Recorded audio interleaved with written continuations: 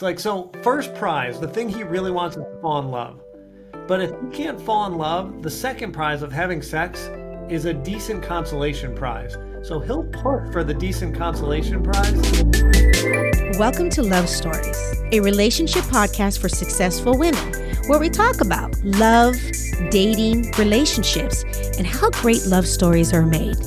Whether you're searching for the one, you're madly in love, or simply curious about romantic relationships, this podcast is for you. I'm Charlene Byars. Each week, you'll hear from women, couples, and experts, and all the ins and outs on how to create your own love story. I am so passionate about this subject, and I'm so excited to share all the things that you can apply to create a beautiful love story of your own. Cheers to great love.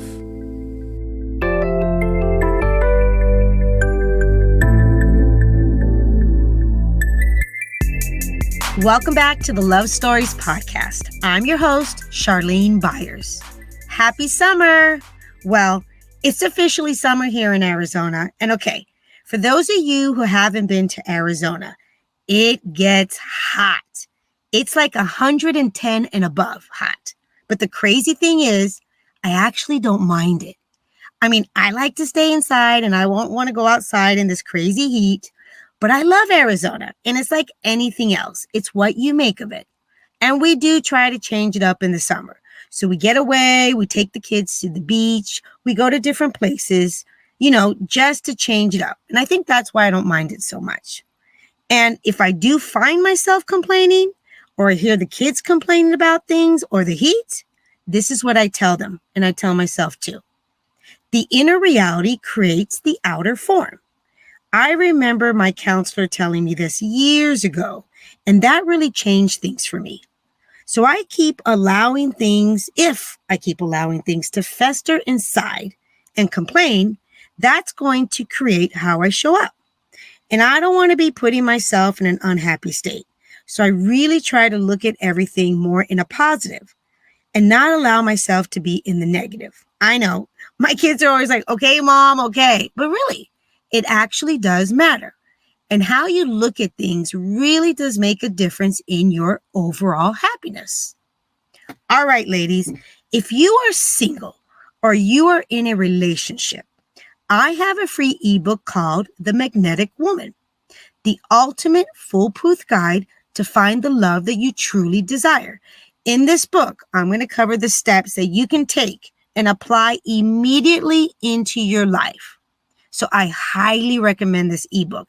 It's actually my free gift to you.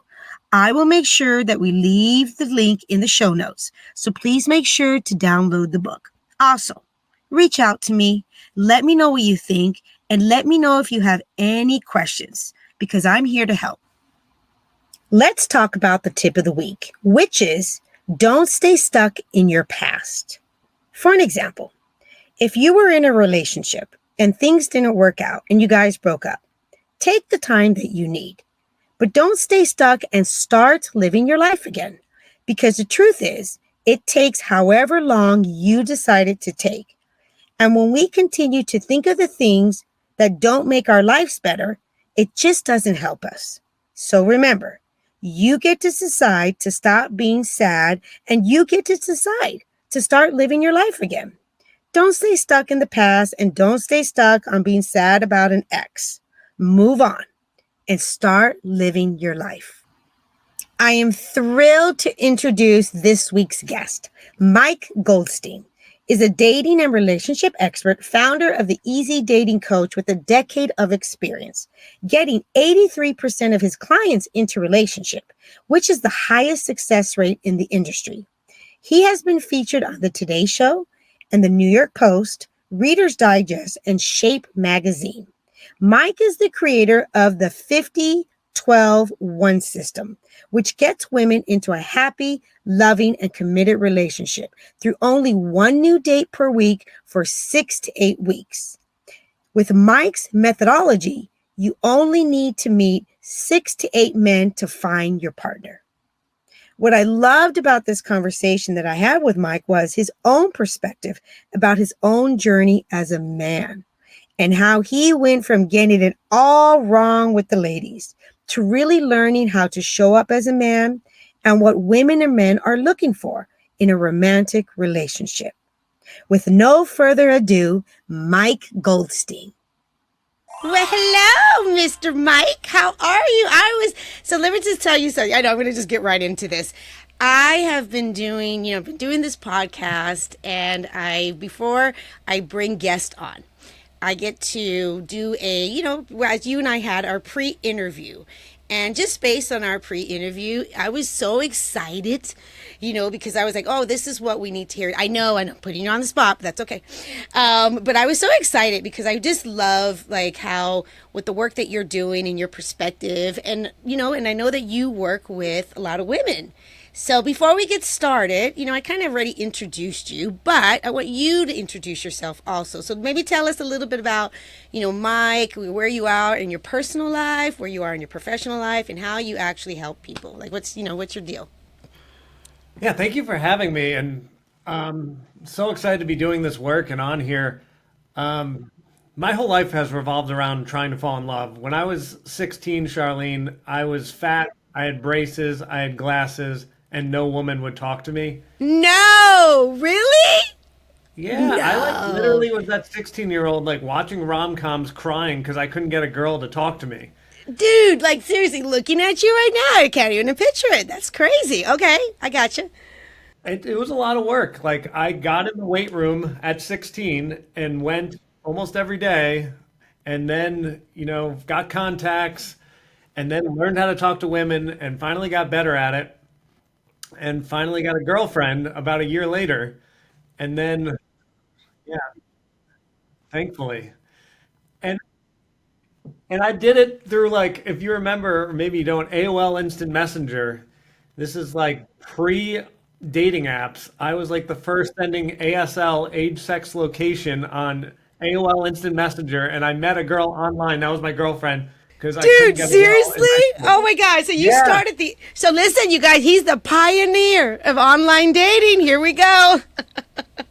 yeah. Thank God it wasn't like a 50-year-old guy, and it was actually a 16-year-old woman. That was a win. How was that like for you? Because you just said prior you were like, you're not getting the women, and now all of a sudden you get yourself all, kind of in shape, and then you go out and get the woman. I mean, what was that like? You probably. Like it was, I mean, that first, when at 16, I was just so excited that someone was giving me the time of day. Because when I walked around high school, like it was like I was invisible. Like I couldn't get anything working in high school. So to get that level of attention was just so exciting. Right. So you were always like, loving the ladies, but you were just like, how am I going to get their attention? Did your parents or your parents, like when you grew up and stuff, did your parents stay together, or did they get a divorce, or what was the situation Yeah, with your parents? I think it was last year or 2 years ago. I just went home to celebrate their 50th anniversary. So they're doing it. Wow, they're doing it. So you came back from a background that you were like, okay, I can see relationships, can be successful, they can work, and let me go have some fun. Well, at 16, you're probably not even thinking about like, long-term relationships or anything like that. You're like, I just want to talk to a girl. It was funny. Like at that What do you age, think? Yeah. I just wanted love. Like I was Yeah. like I wasn't your typical like guy back then. I was like I want to fall in love, like and just be with one person, and that was Okay. who I was at 16. Yeah. So how did the journey go? So after that, I mean, were you a guy that was dating a lot, or were you more of a relationship type guy? Like, what were you looking for? Yeah, I think every girlfriend brought a new lesson to me, and so like my 16-year-old girlfriend was amazing. Like, and there was nothing wrong with our relationship. We went 6 months, probably like zero hard discussions or like zero arguments. I'm sure we had hard, difficult discussions, but everything was amazing. But I broke up with her for absolutely no reason other than I wonder what else is out there. Really? Okay. Okay. Yeah, which is Okay. sad because there was no reason to break up with her, which, when we get older, we find out it's actually hard to find one that's easy to talk to. That's true. That's true. But you know what? Again, we don't know what we don't know, right? Like we just don't know. And you being 16, it's interesting, Mike. I don't know why I'm going this route. Um, I find it fascinating. I am, let me see, I'm 52, okay? And I have a group of girlfriends that I grew up with in high school. And the majority of these girlfriends of mine, they are still with their, I'm 51, so we had our 30-year reunion. I don't know how 40, I don't know how many years. But anyway, they are still with pretty much their high school sweethearts. Wow, that's incredible. Isn't that is that credible? It's not the common. It's not the normal. It's not the normal. But I'm just saying that we just met like a couple months ago and we were all together, and it's just fascinating to me. It basically right out of high school, some of them right in college, like 18, early, but they're still with them. But that is not the normal. That's not the normal. What would you say? Happy or just happy? They are happy. Wow. Yes, and there's not just one. I was like, where was I in the high school? Why didn't I get that luck? But but like seriously, because that was not my journey. But anyway, okay, so let's talk about that. So you are this guy, you love women, and you're like thinking, okay, I'm gonna go. Maybe there's more out there. So what was that journey like? So you're like, okay, 16, did you go, and when did you finally start like changing that up, or did you date for like forever? I turned into kind of the stereotypical asshole. It was such a 180. I went from like Mr. Romance, Mr. like every woman should want to date this guy. He's so sweet, he's smart, like he's to like Mr. Player. And I wanted every woman.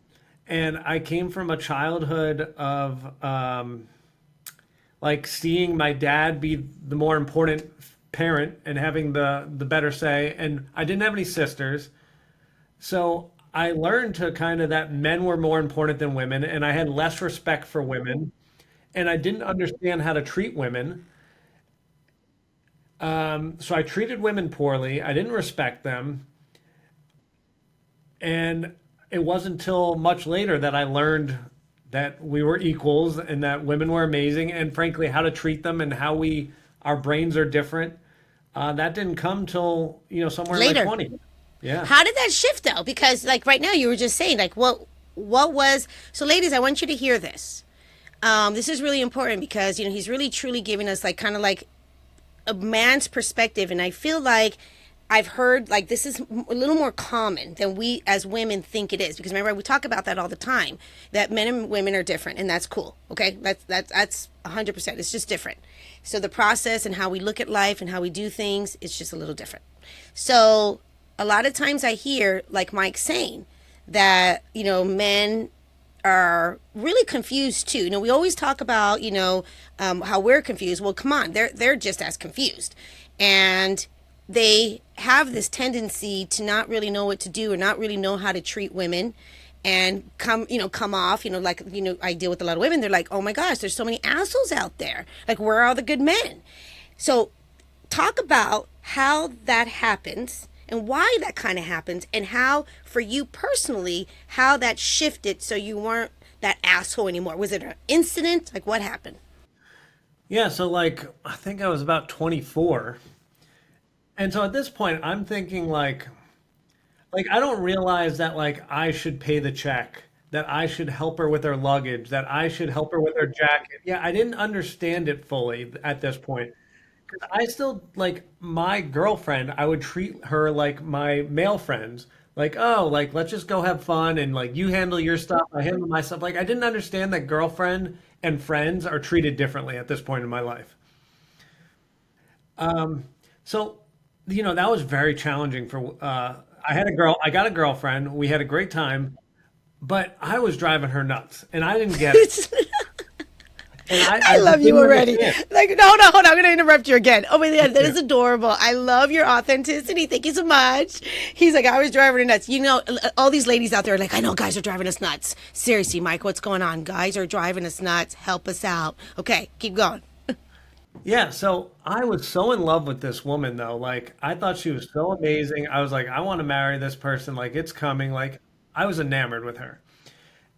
And so then she cheats on me with one of my close friends. No. Yeah.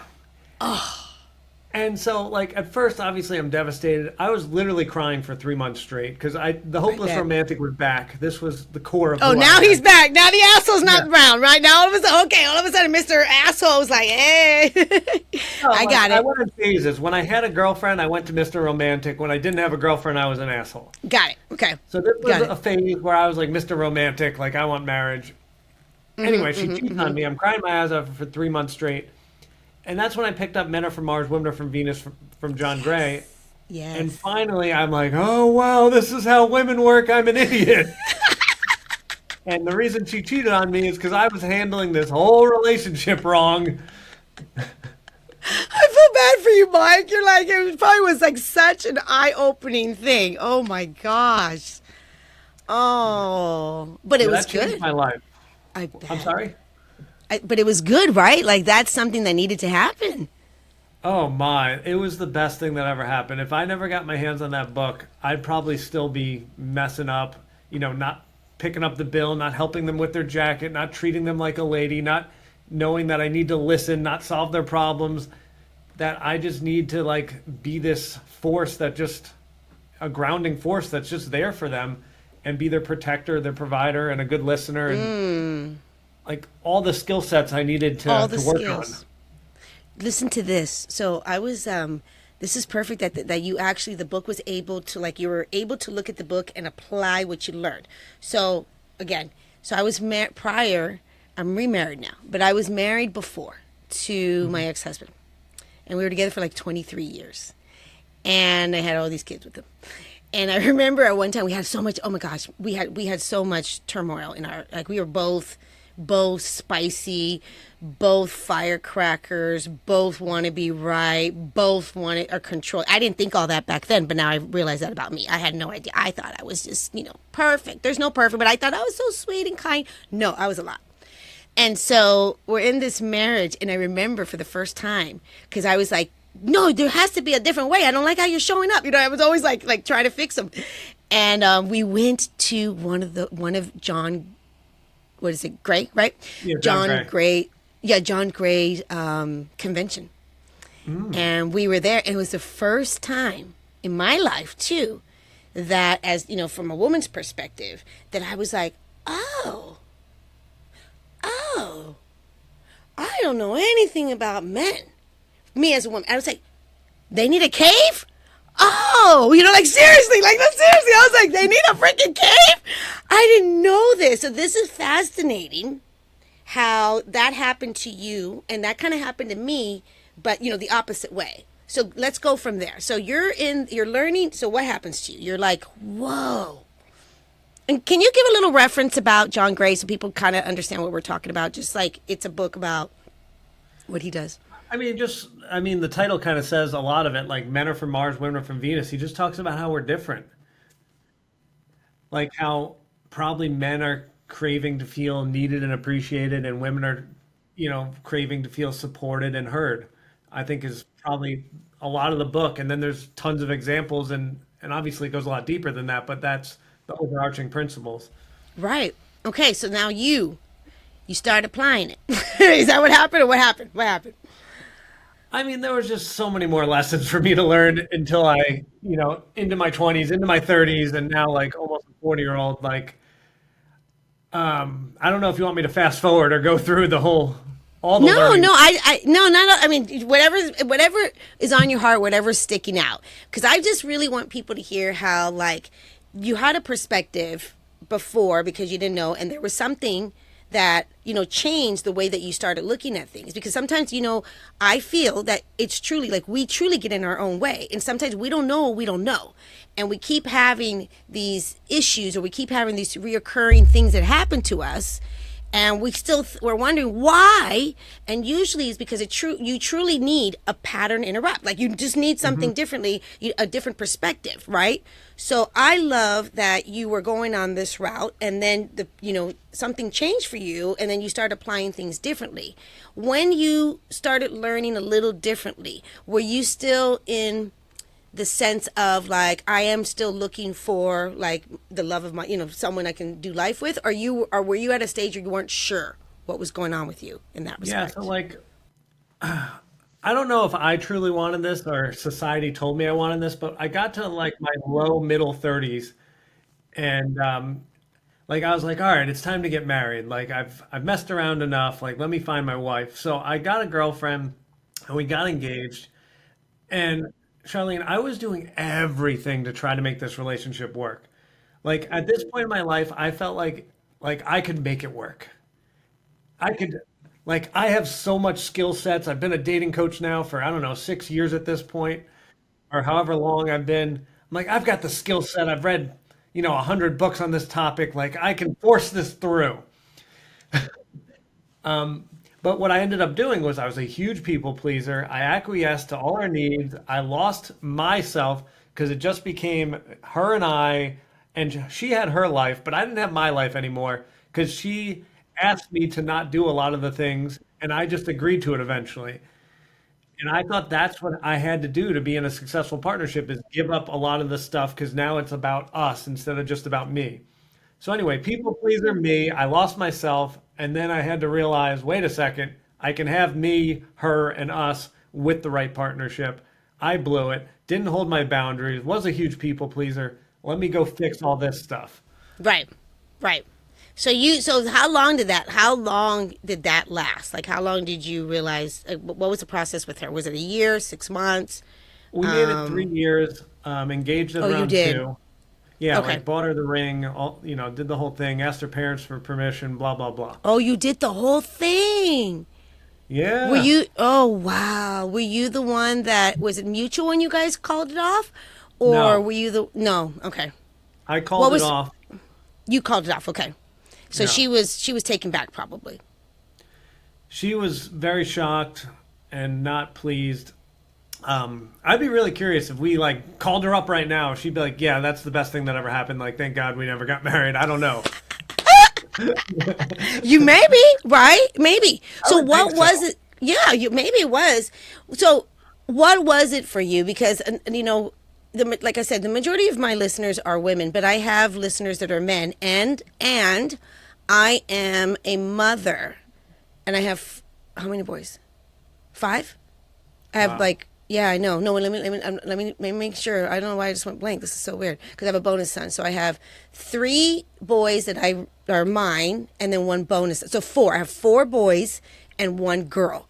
And Wow. so I have, male listeners, and it's really interesting too because the 20-year-old demographic, those men are listening. They're like, what's up? What's up with, women? What's up with relationships? Because they're clueless. Hmm. Hopefully my sons are not clueless because they have me as their mother and I've been, been doing a really good job, I hope. According to them, I have, I'm not perfect, but trust me, I made all my mistakes, but, I've tried to really figure out for the most part, men and how, and really what works and what doesn't work. So that being said, when you went through that and you were a dating coach, like okay, before I even ask you that question, I'm going to back you up 1 second. How did you actually decide and how did you know that what you're doing now is something that you wanted to do and it was necessary? And where was that? Because you said you were already doing that for 6 years. Wait, you're saying what caused me to be a dating coach? Is that your question? Yes. Like how did you know that was necessary? We needed that and you wanted to do that. Oh, so like around when I was 26 or so, or 24, when I broke up with that woman, or sorry, when she cheated on me and I was crying my eyes out, and then I picked up John Gray, Men Are From Mars. All of a sudden, I got very good at dating and relationships because I went on a journey of reading all those books and at 26. So all my friends looked at me and they're like, "How the heck are you so good at this?" And then specifically, one of them was a 30-year-old virgin at this point, and he calls me. He's like, "Can you please help me?" Like he's never like gone to second base plus, never had a girlfriend. Help me. So I went over and we had this online dating methodology that I'd learned from this guy that was crushing it online. And so we employed the online dating methodology for the 30-year-old virgin. And we got him a girlfriend. We got him to lose his virginity. Then he got married. And then I did this for seven other people. So I got eight people married. And eventually they're like, you need to start a company. You're a genius at this. So very quickly, probably about a decade ago, I got on the Today Show. they were like, how the heck are you getting all these people married? I'm like, well, let's talk about it. So I did. And then 10 years ago, folks at Match OK Cupid and eHarmony saw me on the show and they're like, whoa, this guy's onto some weird method that no one else is using. How do we do this?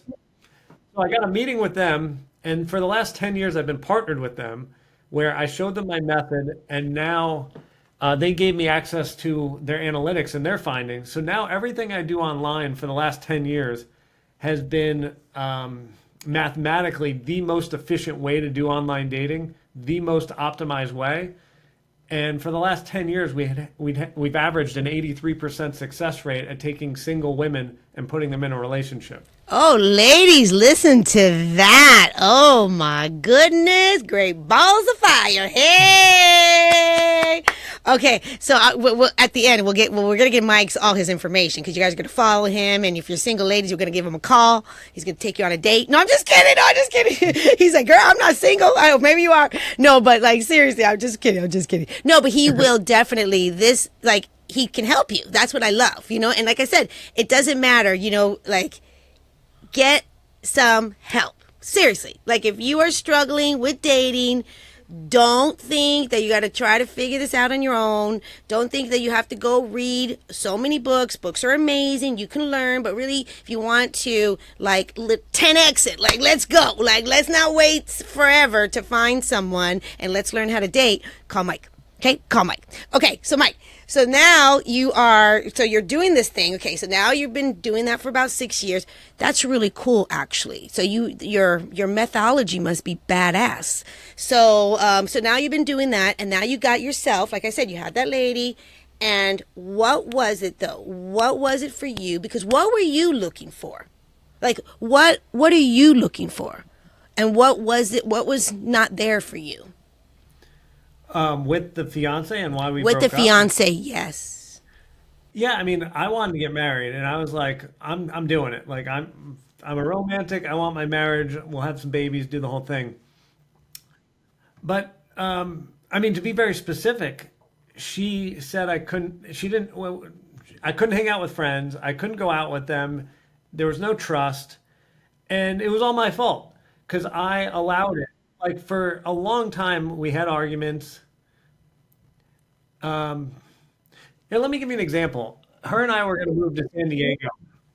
We're going to move to San Diego at the early stages of our relationship. And we go get a hotel and we're going to spend the whole week in San Diego and start bouncing around to see where we want to live. And one of my old Hoboken friends, it's a female, lives in San Diego now. So we're texting and I'm texting her like, oh, well, let's meet at the bar like tomorrow and, catch up. And I'm doing it openly. And my girlfriend looks over, girlfriend at the time, not fiance. She's like, whoa, you're texting another girl to go to a bar tomorrow? Like, you're going to ditch me and go to the bar tomorrow? And I'm like, no, like, you and I are on vacation. You and I are going to go to the bar and meet my friend, and we're going to hang out. And we got in this massive, massive fight where she thought I was going to ditch her to go hang out with this girl. And I was not. I was. And you were not. You're like, girlfriend, we're at vacation. Like, if that was the case, then you were being, the asshole guy. But that wasn't your intentions. You were like, it's not a big deal. I'm totally cool. I'm bringing you along. But she couldn't handle that. So you think then that for that relationship, what really was, as I want women to hear this, what was a turnoff, obviously, to the point that you never wanted to marry her, that you ended up marrying, was she was so controlling and so insecure. Or you tell me. No, I don't think it's fair to label her that way. I think some of her past trauma was now showing up in this partnership in a way that didn't work with the trauma that I have and my beliefs. Like it's great and it's awful about me, but I'm a man of intense honor and trust. When I say something, my word is as impeccable can be. So when I say this is the thing, and then she says, you're lying, like that doesn't work with me because my word, and I need a woman that knows that my word is my bond. And so, but then when we got into those arguments, I blame myself. I didn't leave. I didn't have the boundaries. I didn't have the strength. So that's 100% my fault. Yeah, that's true. That's Yeah. actually true. Yeah, because yeah, your love and relationships, right? It's a choice. And we get to choose if we want to stay or we want to leave.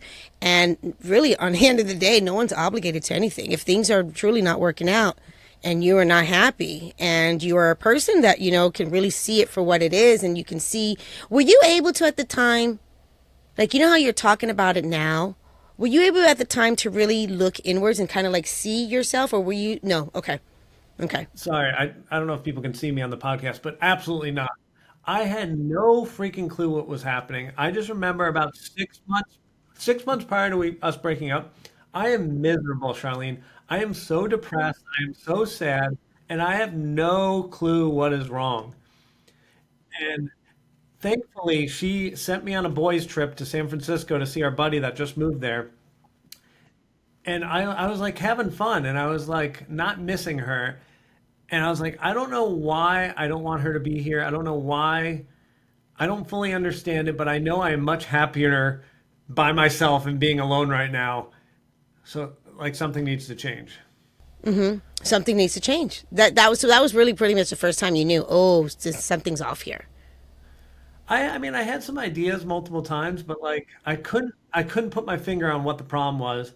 And once, about maybe 2 to 3 months outside of the broken engagement, I then realized, holy crap, I have a lot of stuff I need to work on, and that's why this didn't work. Do you think, okay, yeah, that's a great perspective in how that went down, right? Because I feel that's so common for so many of us. We're in these relationships and we are not understanding like why there's not like that kind of like that peace, that alignment. And it's uncomfortable, right? Like you're like, I don't know what's up, and to be able to articulate and like really take that time and get away and realize, okay, something is actually off. That's really important for us to do that, because or you would have ended up, if you didn't do that, you would have probably ended up like staying with her. And you know what I mean? Like if you didn't have that, I don't know, what do you want to call it? Courage or realization to finally realize, I'm not happy. This is not working. For a while, I was like, I knew I was unhappy, and I was like, kind of thinking to myself, I'm like, all right, I'm gonna marry her. We're gonna pop out some kids, and I'm gonna raise these kids till they're 18, and then we'll get divorced, and I'll try again. Like I've just got to suck it up and do this. I That was in my head, which was awful. But that's what I thought I had to do for a second there. Wow. Wow. But you don't. Lady, like I said, Oh, you don't. Like, no, no, no, no, no, no. Like if again, I just want to say this too. Guys, relationships, not every relationship is going to work out. Okay? I'm just telling you this right now. And it's okay, actually. Not every relationship is going to work out. And that's why I love, dating. That's why I love, being boyfriend and girlfriend, to really iron that out, figure that out before we get ourselves in a full on marriage commitment and we have some children. Come on, you guys, come on. So, how did that whole experience help you help other people when it comes to dating?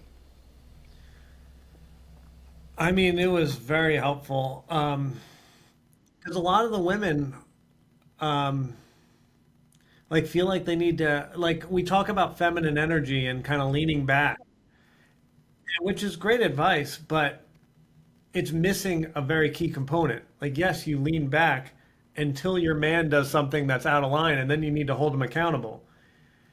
So, like a lot of women were showing up as people pleasers or just acquiescing to whatever the guy needs, and sometimes losing themselves for the relationship to make it work. So I was helping women be like, come into their power and be like, no, I'm freaking awesome exactly the way I am. I deserve to be treated a certain way. I deserve a man of a certain caliber. Let's go find that. And I love myself. Let's go find a man that also loves himself and knows how to treat me. And we have fun together. Oh, that's fantastic. So you were able to, from that experience, you were able to really take a different perspective and say, okay, ladies, this is what I found out. Like it's not about necessarily, what the man wants or the man or, like, you know what I mean? It comes down to, it's two people. It's two people. And so you have found that women too. Would you say that in your, I guess what you're doing, do you find that the majority of the women are people pleasers and men, or do you feel that women are more people pleasers than the men? What have you noticed? Oh, it's a good question. I don't know. Like, I don't have data on that. And I work mostly with women. I think it's on both sides. Like, it just depends. What I can tell you is universal across the sexes is if we don't love ourselves, and what that and how that shows up in a very specific manner is if you don't have like a pretty decent life. Like if you're a single person and you're like, man, my life's not so bad. It's pretty good. Like I would love to have a partner. I would love to have a partner. But life is pretty good. So then when you start going out and dating and you get kind of close with these folks where it's like 75% of the way there, what a lot of us do is the 75% there, we can't initially tell whether, this should be our soulmate or not. So we get pretty deep. Maybe we end up having sex with this person. We build up all of these emotions towards them, and then we try to stick it out either for 3 months, 6 months, or 10, 20 years. So what we have to do, so we don't be people pleasers, is have a pretty good single life so that when the 75% person shows up, and whenever we realize that month one, month three, hopefully pretty soon, and we're like, oh, wait, this isn't it. We're like, wait a second, I had a pretty good single life. Let me get rid of this relationship. Let me not please them only. Let me go back to myself and let me go back to my even better life. And I will be patient and wait till I find the person that is, 90, 95% there that's actually my soulmate. Oh, I love that. That is so good. Oh, it's so good. Which is so true. Like, so the advice, okay. So the advice, oh, I love that, ladies. You hear that? Okay, so the advice is like, you got to really be comfortable first in who you are in your life.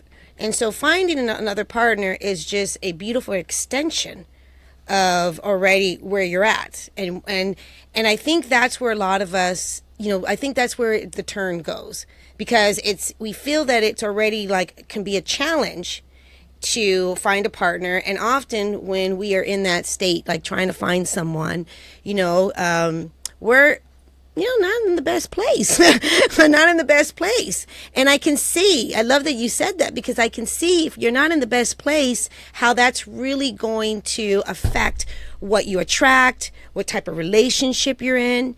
But if you're truly in a great place in your life and you're able to look at, how you showed up, and you're able to create a life of what you enjoy, and you can find someone, if that person comes into your life and there's and they fit with you. Beautiful. Oh my gosh. I love that. That is so true. When you work with women, what do you find the common thing that usually, like I would say, kind of like blocks them? What are you noticing for the most part? Like I always tell women, I said, we got to clear some love blocks here, mama. We got to clear some love blocks here. What do you find? What are some of the common things that you're noticing when women are struggling, to find someone So, in the dating world? like the women that have a lot of blocks or have blocks usually have to go to like Charlene or like you know my colleague Helena. The folks that come to me are just um, they're more ready. They've done some of the work with Charlene or others. Um, they could be very discouraged with. I mean, almost everyone I talk to, like 95% of people I talk to, just hate online dating and don't think it works. And I get it. I'm the number one online dating expert in the world, and I freaking hate online dating. Like I like to interact like this, like with people. I don't like Yes, to sit in yes, front of a yes. screen. I know. But But do they work? Do they work? Are they still a good tool? I mean, absolutely, 1 out of 3 marriages is coming from online dating, and of the last 15 of my marriages, it's been online dating. So if we have a system that works, we can get it done. So I think once we reframe how women see it, and there needs to be a support system. You put a woman out there by herself to go wander the internet, she's like, this sucks. It sucks. Totally, Mike. It just sucks. They're just like, I know. Oh my God, I feel so bad. Yeah, okay. Yeah, so like if they've got me that, we're gonna laugh about, the toothless bald guy and then we'll go find you a nice guy. But like we find our competitive advantages, right, Charlene? Like we know other women, if they message guys, maybe they'll message like four guys and be like, ooh, I messaged a lot of guys. Ooh, I messaged 10 guys. I don't do that. I'll message 50, 100, 150 guys for you, and we'll get options. The system that's made me famous is called 50-12-1. So, yeah, what we found is if we message 50 guys, on average, 12 of them are going to want to go on, like, we ask 50 guys on a date. We just, hey, want to go on a date with us? We expect about 12 of them to say yes. And then from the 12, we select one. And then we're going to repeat that 6 to 8 times. So you meet 6 to 8 men. And just like that, we're going to find someone you like. That's so good.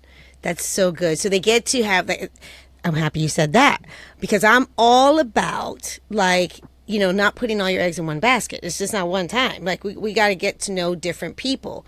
It's a numbers game. Like really see who's out there, get to know different people. So usually it's 6. Like kind of like that's how they. Okay, that's awesome. That's awesome. Because isn't there like when it comes to online dating, like a lot of people are so confused about that. Isn't there a way? Is there a way? Is there a way to do what? Online dating. There is a way to do online dating that's successful. Yeah, I mean, no one knows what the heck they're doing. Everyone's clueless. Like, I've looked at. I wouldn't be surprised if I could say a few million online dating profiles at this point over the years. Yeah, because each client I send thousands and thousands of messages for them. So yeah, I'm sure I've gotten up there. And I mean, the data is unequivocal. Like we know that there's certain people that are getting all the messages. And then, 95, 97% are just not. So what can we do to get you closer to the people that are getting a ton of messages? And that's, the professional pictures. That's pictures that your face makes up 8 to 15% of the surface area of the whole photograph. We know that outperforms everything else. We have mixed information out there, or people that don't know what they're doing, where they're putting headshots. Headshots do not perform well. Do not put that up there. Did you hear that? We had the professionals say that headshots do not perform well. You got to put some effort in here. Yeah, like we think, oh, we've got to show them what our face looks like.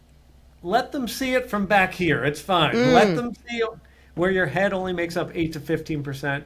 You will get way more messages. They'll, if you become intimate at some point, they can get really close to your face and see what it looks like. Let's not advertise that on the internet right now. That's awesome. That's actually funny. That's actually funny. I used to do this. Yeah, what? What did you do? Oh, sorry. I used to do this webinar when I presented in person in New York City, where to illustrate this, I'd have Keira Knightley, and she'd be really close to the camera, and she'd have all these pimples, and I'd be like, even Keira Knightley looks bad when you zoom in far enough. And she's beautiful. And she's gorgeous. Isn't she? And you're like, see, we don't need to have it so close. It's okay. Mm-hmm. Well, that's what it is, though. Like, really, I don't understand if you are like, that's why I'm doing this podcast, honestly. Like, I want people to get out of their own way and do things differently and go out there and find your person. And if you are like, oh my gosh, like, like the majority, like we talked about, like do not like online dating or having a hard time just dating in general, like stop. There's ways you can, there's people, that's what we're doing now. We're helping that. That's the best part. Invest in that. Invest in that. Why do you think, what it is, why do you think women feel that like they don't want to invest in their online dating or love coach or matchmaker? What stops them? I mean, we always thought love was free. Like, I mean, it's always been free. Like, and then we've always been told it's going to happen when it happens. So we have all these mantras that are like, it should be free, love is free. Um, but, and online, yeah, it just, but if you really want this, like, why wouldn't you put work towards it? Like anything you've ever wanted in your life, you want to go to grad school, you want to get a promotion at work, you want to get in shape, you want to eat well. I mean, it's all work. And if you want to expedite it, if you've got money, why the heck wouldn't you hire your personal trainer, get a doctor, like whatever is going to help you? And so then when it's if love's really important to you, it's just asinine. Why wouldn't you hire someone to get some support? Where literally Charlene and I all day, this is all we do every single day. Like, I can't figure out how to lose weight really well. Like I've spent time researching it, but why wouldn't I hire someone who's been doing that every day, which I have hired, because I want to eat well and look good and feel better. And I'm trying, but why do I need to go spend 10,000 hours trying to figure this out when there's someone that's already done it that I can pay a few bucks and they'll help And me? get it done. No, I love that. Like, I want everyone to hear that. Like, and especially like for me, and I know for you, to me, one of the greatest things is like truly like who you choose to be your life partner and who you choose to stay with. Like that alone would determine your overall happiness. And we are meant to have connection, and we are meant to be in love and and grow with somebody. We're not here to be alone, like seriously. And if you're a person that wants to be alone, then that's fine, that's on you. But that's just not truly what the majority of people want.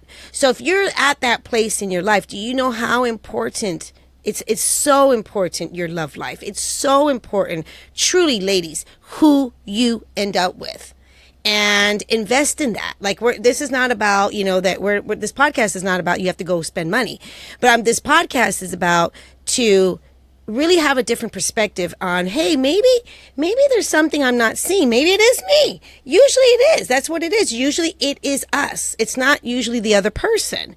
And so that's why, seriously, that's why Mike created some type of way that's so successful. There's no guarantee in anything, but it's more successful than trying to do it on your own.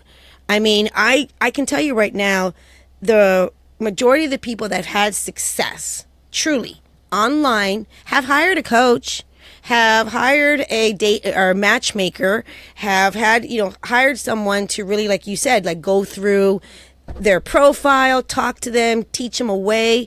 And a lot of the ones that are still not having success on the dating apps, and they hate it, because actually dating should be fun. Dating, this is an opportunity to get to know. Seriously, what happened to fun, you guys? Dating is an opportunity to have a good time, have fun, get to know people, like chill out, enjoy yourself. So we got to change the way that we're talking when it comes to that. And because I notice like a lot of times I don't know if it's a little bit of pride or embarrassment. Like, well, why do I have to, go online, or why do I need help? Because we all need some help. Come on, seriously. Yeah, can I explain one more thing? Is that all right? Yes. So, this is all I've been studying since I was 16. And, I'm in my late 30s, about to turn 40.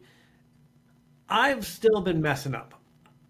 Just 2 years ago, I picked a partner that was wrong. So I want everyone to understand that even someone like me who's been studying this nonstop is going to mess up. So here's something I recently learned that I think every one of us is going to slip up, because this is how we're wired. Our brain, as we know it works, it makes decisions for us like that. We don't actually do any real thinking. Like almost everything we do, it's on autopilot. It's like it's a decision that we've made a long time ago, like of something I'm going to do today, that now my brain just goes, oh, we're going to do that. It shows up in our love life. When we go on a date and you meet this person, your brain automatically decides whether you like this person, And the big way it does that is it remembers your last partner and goes, oh, this feels about the same as that. When I dated Brett 2 years ago, or my ex-husband Brett, that we were together for 20 years, now I meet John. John reminds my brain of Brett, and we're like, ooh, that went pretty well. It seems familiar. Let's go back into that pattern. You will now date the same exact man. So your brain will tell you this is a match for you. And literally, history will repeat itself over and over and over again. And it's going to be basically impossible for you to figure this out yourself, or very challenging, because your brain is against you, telling you that this is the Yes. right person. Yes. Yes. So That's where oh.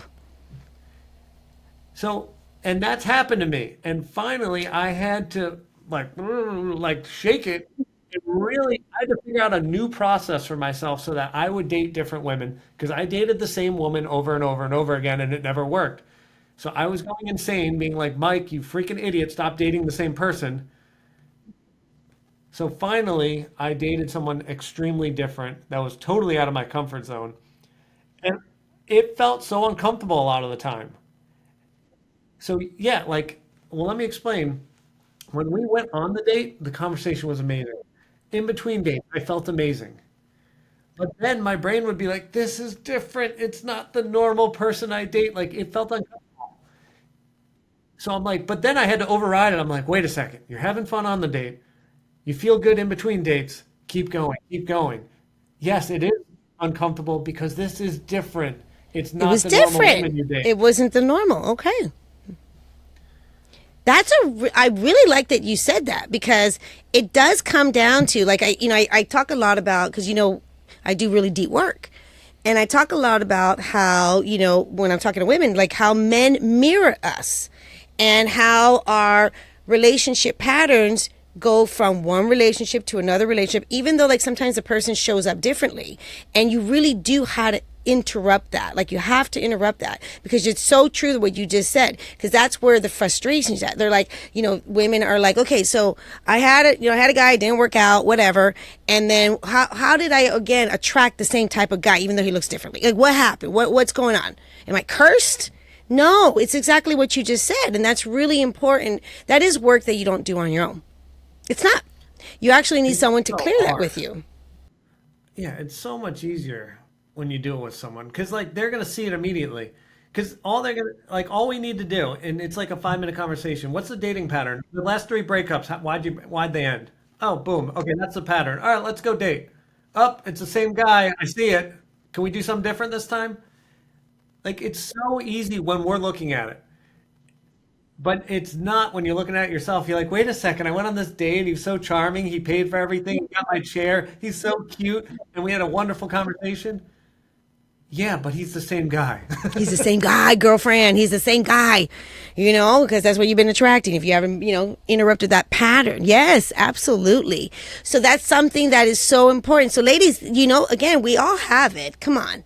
We all have our patterns. We all have like our limiting beliefs, and, like, or we think is right or wrong, or all that kind of stuff. I would always say, pause a little bit and take a look inwards. I call it get under the hood, get down to the root core, so you can clear it and move on and get on dating apps and have a great time and meet your person, get married, and that's it. Have a lot of kids. Like, the best experience is getting out there. Sometimes we have to, we might have to go fall on our face a few times. That's okay. Yes, yes. We got to meet different people, right? Yeah, Yeah, I mean, absolutely. I had to go fail all these times. Like, that's how I had to do it this way. You had to do it that way. Are you in a relationship now? I am. Oh, that's fantastic. That's And this awesome. is the one where I had to date someone different and it felt uncomfortable.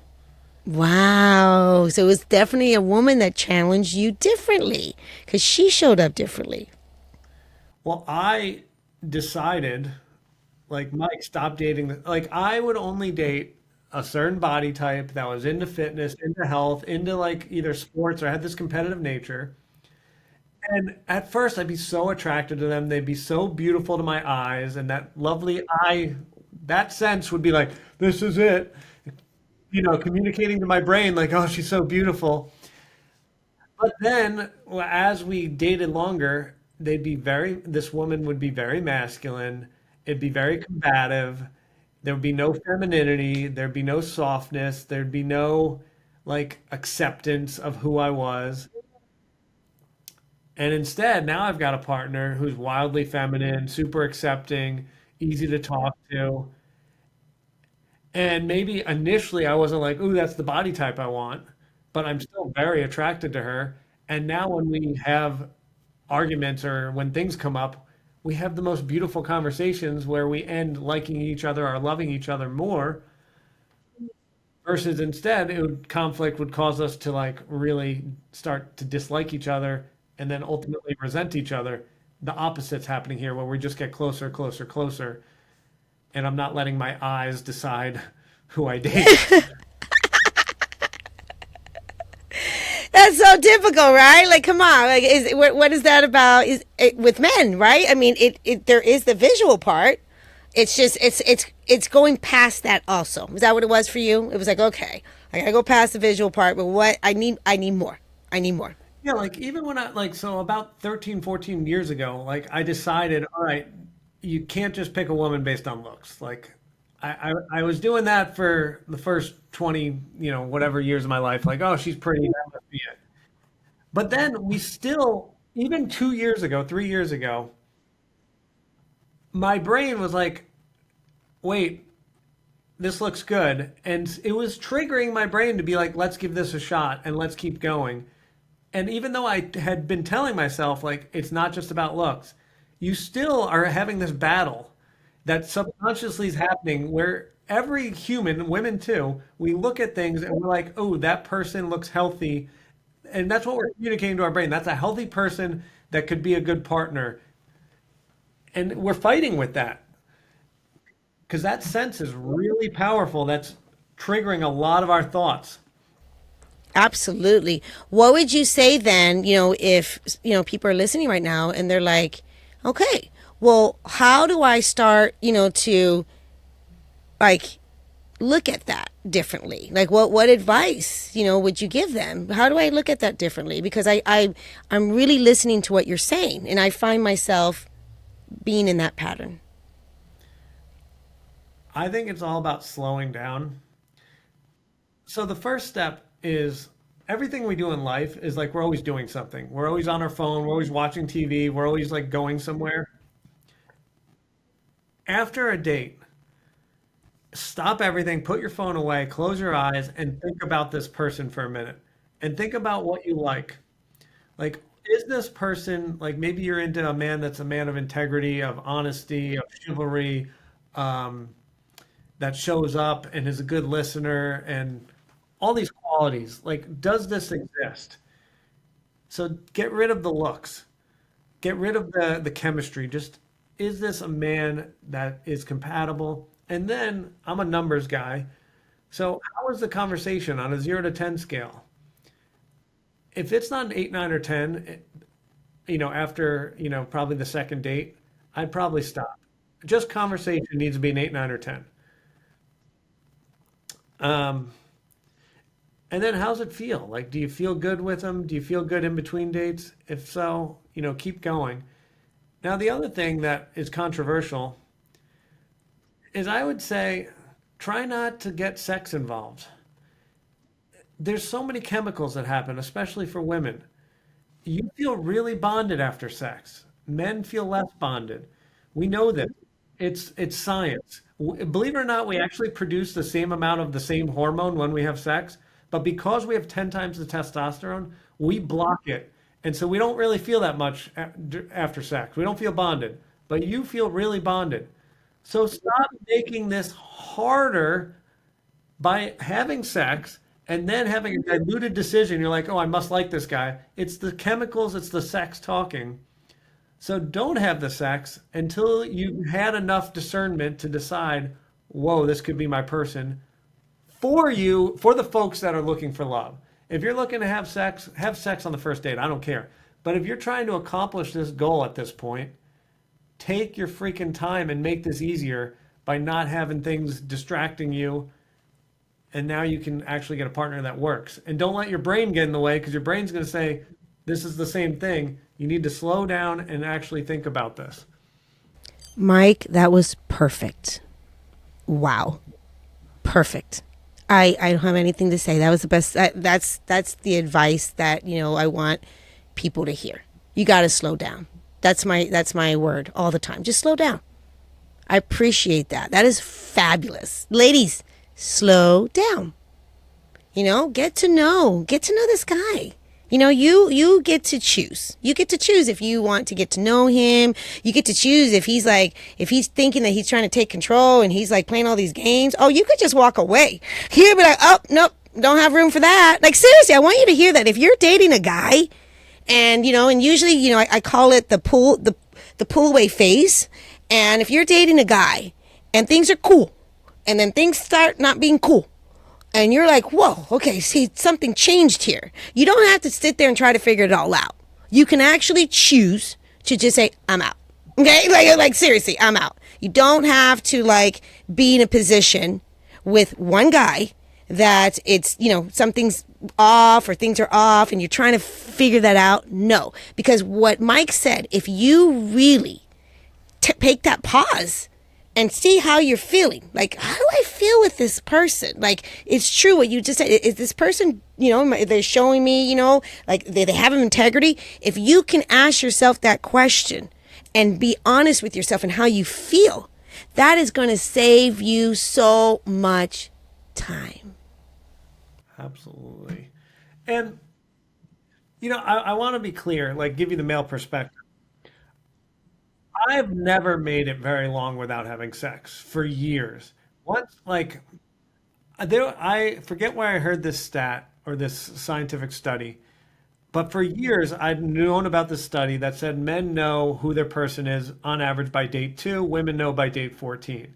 So I live by this concept that I must know by date 2. So since I know, let's cut to the chase and have sex pretty early.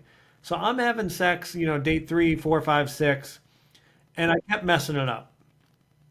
So thankfully, I found Paige, and we both kind of wanted to wait a bit for sex, but I was ready to have it pretty soon. Yeah, I bet you were. Yeah, I really liked her, and I'm like, I want to do this. And, she says to me, I'm crazy about you, but I really want to be conscious. I really want to be conscious about this relationship and get it right. Let's wait. I'm like, great. And you know what, Charlene? We didn't have sex till date 20. No, I'm so proud of you, Mike. Wow. I want women to hear this. Yes. I'm a guy who can have sex. I'm a decent looking guy. I can go out there and get this. When I met Paige, who was the right woman and it felt great, I'm willing to wait. And other men that are looking for a relationship that meet the right person are going to wait. If they're not that interested in you, they will be gone. And that is a great result. That means you are free to go get another guy. But the right guy is going to wait for you. And of course, you can do other stuff to, have a little fun. Mm-hmm. Yeah. I like that you said that because I 100% agree with you. That's why you never have to force anything. Because if it truly is the right guy, if this guy is like, oh, I'm into her, then sex is just going to be the bonus. Of course he's going to want to have sex with you. But really, when a guy is into you, he actually truly wants to get to know who you are. Because he wants to, and he'll wait. He will definitely wait. Because if they're pressuring you, Mike, if those guys are pressuring a woman and a woman is really saying, hey, I want to take my time, I want to get to know you, then that's bullshit. He's not your guy. He's not your guy. Move on.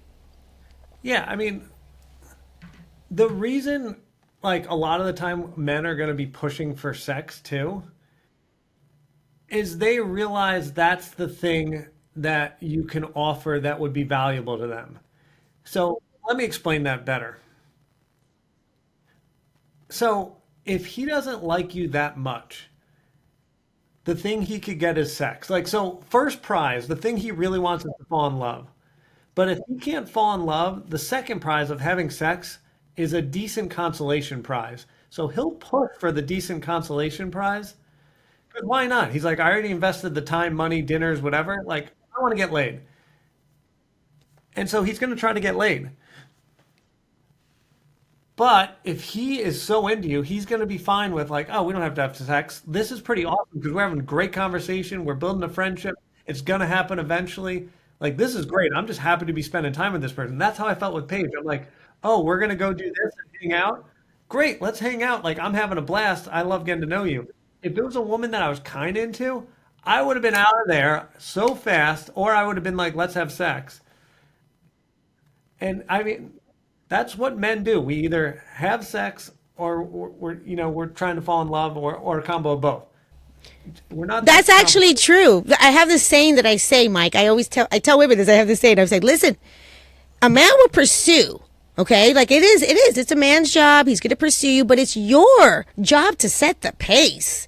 I mean, seriously, women, that's the beauty of it. We get to set the pace. So, if you are wanting to get to know a man, you're enjoying him, listen, there is no rush. You get to set the pace. If the guy's into you, he's going to continue and getting to know you. You guys are going to have the time of your life. And by the time you have sex, it's going to be like, wow, because you really like, oh my goodness. I'm not trying to get too personal here, Mike, but I can only imagine. So by date 20, when it finally happened, I bet you it was just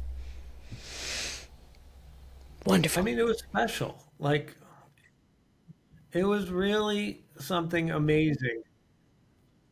I mean, it became like I hate this word, but like 'cause I hate to put like put a woman on a pedestal because I don't want to say that, but I don't know how else to say this. But it made her special, and it was so special because of the amount of effort, the amount of time, and it made me want to keep going with her because it was like I got the prize. I want to like I'm not putting her back in the dating pool because some other schmuck is, I had to work hard for this. Like this is something I earned, and I'm excited about that. Oh, I love this. Oh, yes, yes. And that's, again, your guy. Your guy wants to work hard for you. That's it. He doesn't want it to be easy. He doesn't he wants to know, oh, this is different. She's different. This is more special.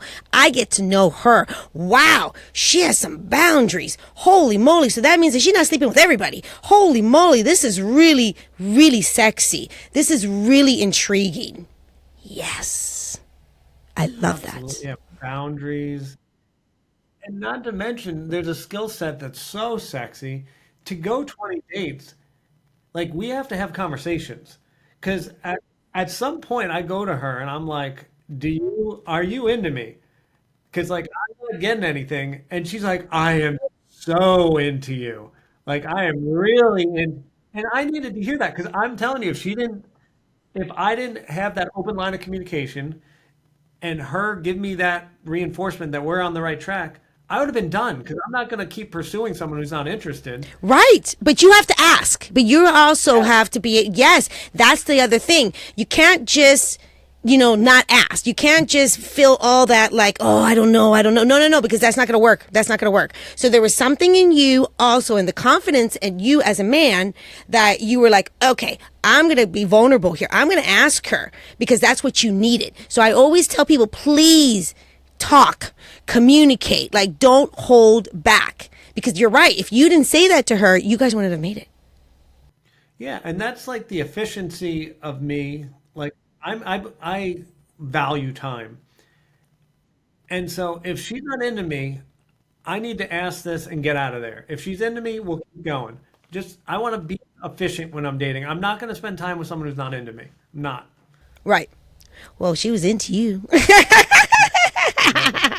I love her. Oh, that's fantastic. Oh, this has been so wonderful. I just really appreciate this conversation today, Mike. Honestly, I feel like we've had so many great moments of some clarity, some understanding. I really hope that this conversation is going to be so helpful for so many people because it was a really great conversation. You're awesome, man. You're really awesome. And I want to say this. I know that you have again, so if people want to get into your world and they want to, find out who you are, follow you, how do they get into your world? And I believe that you have a free gift, right, to offer. Yes. Yeah, So talk about that. if you search Easy Dating Coach, and it's spelled funky, it's spelled with the letter E and the letter Z, Easy Dating Coach. I will be the first probably 100 pages of Google if you search Easy Dating Coach. The two biggest platforms, I'm on YouTube and TikTok. I'd probably suggest my YouTube channel. And of course, I have a website. So I have hundreds of free videos if you want to learn stuff, and they're usually short form. So I get to the point pretty snappy in like 4 or 5 minutes. My free gift. I'm so excited about this free gift. I'm so excited. It's men over 40 choose women based on these 4 feelings. My best advice. This is literally my best advice. I polled 2,000 men and asked them what feelings they need to feel to choose women. And I didn't do it on just a sheet of paper. I grilled them. And like, I wasn't going to accept, I want a blowjob and a sandwich. I'm talking about feelings, like actual things. So I grilled these guys. I got the answer. I don't go too much into the minutia, into the data. I just give you the freaking answer in an 8-minute video. Women love this, and guys love this. It's got probably, 400,000 views. Like, people love this advice. It's just great. So get your hands on this. How do they get their hands on that? Oh, can we give them, I'll give you a link. Yeah, so we're going to leave a link in the show notes. Okay, so we'll make sure there's a link in the show notes for this. Like, I'm so excited that he's going to give this. You guys, it's for free. Seriously, it's for free. That's fabulous. I can't wait to get it. That sounds amazing. I'm excited. I'm like, hey, maybe I can just get emailed that real quick. Okay, I got you. No problem. I love it, man. I love it. Okay, so they have this. So tell them again, the free gift is kind of like one more time. Yeah, so it's men over 40 choose women based on these 4 feelings. Once you click the link, you're just going to pop in your name and email. And then after that, I have another free offer if you want it. The free offer is to have a 15-minute discovery call with me. Now, ladies, do me a favor. This call is only for folks that want paid coaching with me. I would love to talk to all of you, but as I stated earlier, my time is my most valuable asset. So only talk to me if you want coaching. And the prerequisites are you've done some self-work. So you've worked with Charlene and you're feeling like you mostly got it together. You're like, I just want to find my guy. My life is freaking good. I've got everything taken care of. Finances, work, jobs, friends. Life is pretty good. I just need a freaking way to get a guy. And I need some support and some help and someone to make sure I'm not, dating the same guy over and over again. So then sign up, and I promise you I'm going to give you the white glove experience and do everything I can to ensure you get your guy. Oh, yes. Oh, look at that. Look at that. Look at that. That is wow. That's a mic drop. Hello. Did you just hear what he said? Seriously. Okay. So if you're listening to this, look in the show notes. Let's start from there.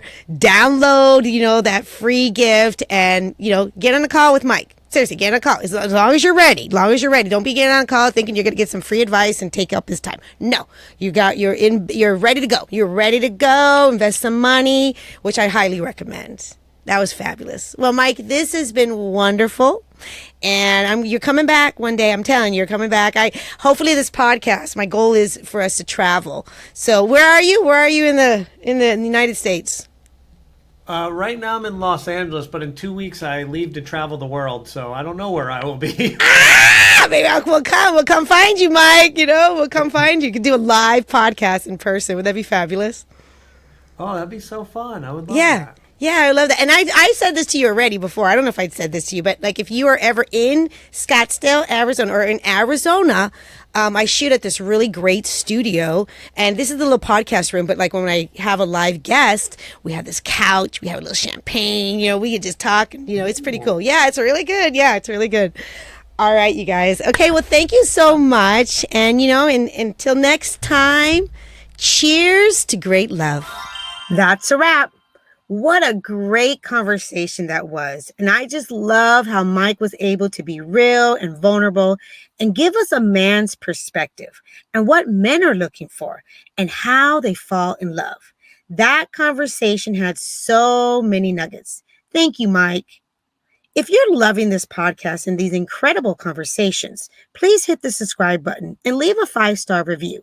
Don't miss an episode because each week I'll be bringing on guests and experts who will share the knowledge about love, dating, and relationships so you can apply it into your own life. I'll see you next week. And until then, cheers to great love.